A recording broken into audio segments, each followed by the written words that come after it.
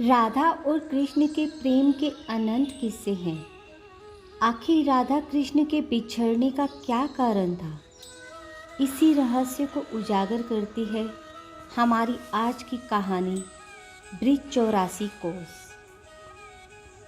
एक दिन श्री राधा जी और श्री कृष्ण जी अपने धाम श्री गोलोक में विहार कर रहे थे। दोनों विहार में इतने मदमस्त थे। तभी उसी समय श्री राधा जी के भाई वहाँ से गुजरे।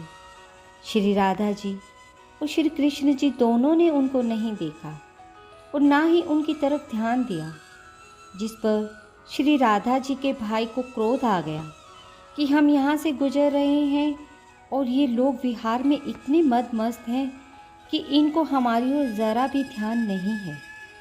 जिस पर श्री राधा जी के भाई ने श्री राधा जी रानी को और श्री कृष्ण जी को श्राप दे दिया कि आप लोग में जितना अधिक प्रेम है, आप दोनों उतने ही दूर चले जाओगे। श्राप देकर भाई तो चले गए।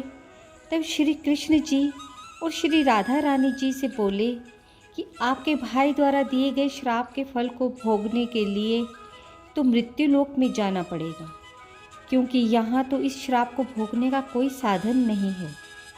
यह सुनकर श्री राधा रानी जी रोने लगी और भगवान श्री कृष्ण जी से बोली, हम तो मृत्युलोक नहीं जाएंगे, क्योंकि वहाँ का लोक हमारे अनुकूल नहीं है।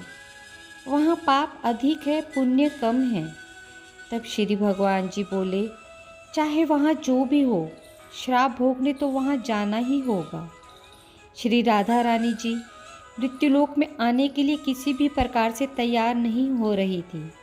तब अंत में श्री कृष्ण जी बोले कि एक उपाय है, क्यों न हम इस गोलोक धाम को ही वहाँ ले चलें। इस पर श्री राधा रानी जी मृत्युलोक जाने के लिए तैयार हो गई। तब भगवान श्री कृष्ण जी सर्वप्रथम श्री यमुना जी को पृथ्वी पर आने को कहा। फिर श्री विरजा नदी का जल श्री यमुना जी में छोड़ा गया। इसके बाद भगवान श्री कृष्ण जी गोलोक धाम में 84 अंगुल गोलोक धाम की मिट्टी 84 कोस के क्षेत्र में एक साथ आने के कारण इस क्षेत्र का नाम ब्रिज क्षेत्र पड़ा।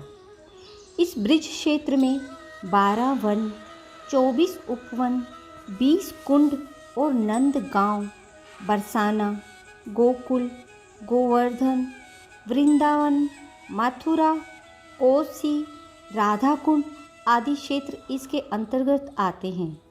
84 अंगुल इसलिए कि धर्मशास्त्रों के अनुसार पृथ्वी पर हर मनुष्य का शरीर अपने हाथ की अंगुली से 84 अंगुल का ही होता है।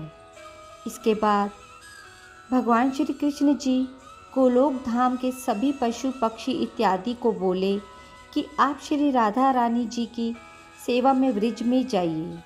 तब जाकर श्री राधा रानी जी सर्वप्रथम ब्रिज क्षेत्र के बरसाने में श्री वृषभान जी के यहाँ प्रकट हुई। श्री राधा रानी जी के ब्रिज में आने के कई वर्ष बाद श्री कृष्ण भगवान मथुरा में अपने मामा कंस के कारागृह में बंद श्री वासुदेव जी के यहाँ पधारे और बाल्यकाल की सभी लीलाएं श्री राधा रानी जी के साथ ब्रिज में ही की।